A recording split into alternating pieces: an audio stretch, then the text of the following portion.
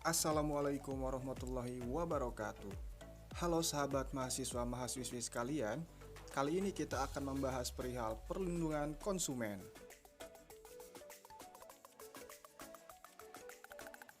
Pernahkah terbayang dalam pikiran kita jika barang-barang yang kita konsumsi dapat membahayakan kesehatan baik fisik maupun mental?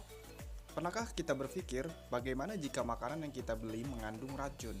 Bagaimana jika obat pelangsing yang kita minum adalah obat yang berbahaya?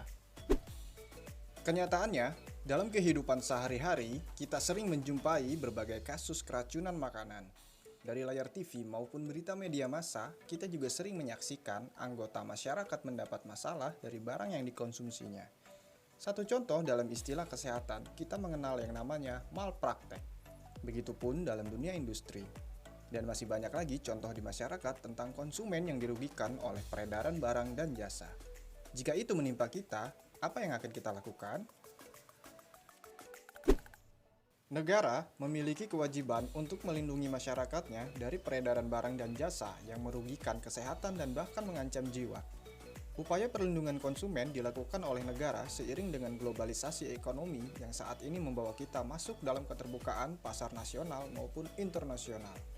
Sistem perdagangan kini tidak lagi mengenal pasar yang dahulu kita kenal, yaitu suatu tempat bertemunya pedagang dan pembeli. Kini kita mengenal pasar yang dapat menembus ruang batas dan waktu, yaitu pasar online. Konsumen adalah pihak yang sangat lemah atau tidak tahu bahkan tidak mengerti terhadap produk yang mereka beli. Menurut Undang-Undang Nomor 8 Tahun 1999 Pasal 1 Ayat 2 mengenai perlindungan konsumen, konsumen ini merupakan tiap-tiap orang pemakai barang atau jasa yang tersedia di masyarakat. Baik itu bagi kebutuhan sendiri, keluarga, orang lain, atau juga makhluk hidup lain serta tidak untuk diperdagangkan. Mengapa konsumen butuh perlindungan? Pada globalisasi saat ini, semakin banyak persoalan baru yang muncul ke permukaan antara pelaku usaha dengan konsumen sebagai pengguna barang dan jasa yang diciptakan oleh pelaku usaha. Pelaku usaha dalam kegiatannya hanya untuk meraup keuntungan yang kadang-kadang merugikan konsumen dengan cara mempromosikan, menjual, atau bahkan menerapkan perjanjian standar pada produknya yang membuat konsumen merasa dirugikan. Dalam Undang-Undang Nomor 8 Tahun 1999 Pasal 1 Ayat 3, pelaku usaha adalah setiap perseorangan atau badan usaha yang berbentuk badan hukum maupun bukan badan hukum yang didirikan dan berkedudukan atau melakukan kegiatan dalam wilayah hukum negara Republik Indonesia, baik sendiri maupun bersama-sama melalui perjanjian penyelenggaraan kegiatan usaha dalam berbagai bidang ekonomi. Seperti yang diuraikan pada Undang-Undang Perlindungan Konsumen Pasal 4, konsumen mempunyai hak atas kenyamanan, keamanan, serta keselamatan di dalam penggunaan barang atau juga jasa. Konsumen berhak untuk memilih barang atau jasa dan juga mendapatkan barang atau jasa itu sesuai dengan nilai tukar serta kondisi dan juga jaminan barang yang dijanjikan. Konsumen berhak untuk mendapatkan informasi yang benar, jelas, serta jujur mengenai kondisi serta jaminan barang atau jasa yang dibeli. Konsumen juga berhak untuk didengar pendapat serta keluhannya terkait barang atau jasa yang dipakai.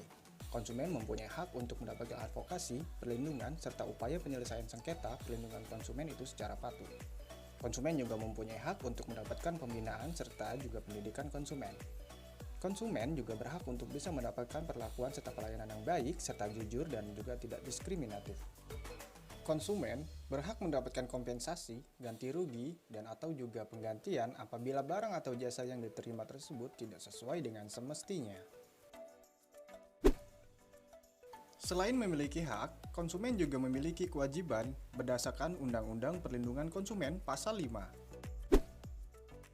Konsumen wajib membaca serta mengikuti petunjuk, informasi, atau juga prosedur penggunaan atau pemanfaatan barang atau jasa demi keamanan serta keselamatan konsumen. Konsumen juga harus memiliki itikat baik di dalam melakukan transaksi pembelian barang atau jasa agar terjalin hubungan yang baik antara pelaku usaha dan konsumen. Konsumen wajib untuk membayar pembelian barang atau jasa sesuai dengan nilai tukar yang disepakati.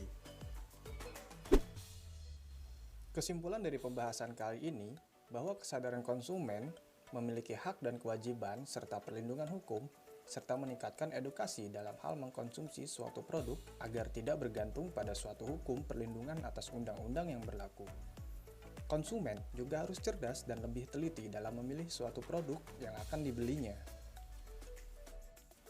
Kesadaran pelaku usaha terhadap hak-hak konsumen atas produk yang dijualnya agar tidak selalu memikirkan keuntungannya saja. Dalam hal pemerintah, sebagai perancang, pelaksana, serta pengawas atas jalannya hukum dan undang-undang perlindungan konsumen harus benar-benar memperhatikan fenomena yang terjadi pada kegiatan produksi dan konsumsi agar tujuan para produsen untuk mencari laba berjalan dengan lancar tanpa ada pihak yang dirugikan. Terima kasih telah menyimak pembahasan dari kami.